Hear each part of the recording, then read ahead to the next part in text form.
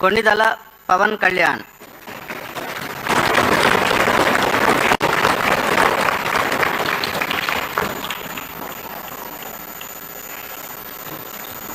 కొణిదెల పవన్ కళ్యాణ్ అనే నేను శాసనసభ సభ్యుడిగా ఎన్నికైనందున శాసనం ద్వారా నిర్మితమైన భారత రాజ్యాంగం పట్ల నిజమైన విశ్వాసం, విధేయత చూపుతానని, భారతదేశ సార్వభౌమాధికారాన్ని, సమగ్రతను కాపాడుతానని, నేను స్వీకరించబోయే కర్తవ్యాన్ని శ్రద్ధాశక్తులతో నిర్వహిస్తానని దైవ సాక్షిగా ప్రమాణం చేస్తాను.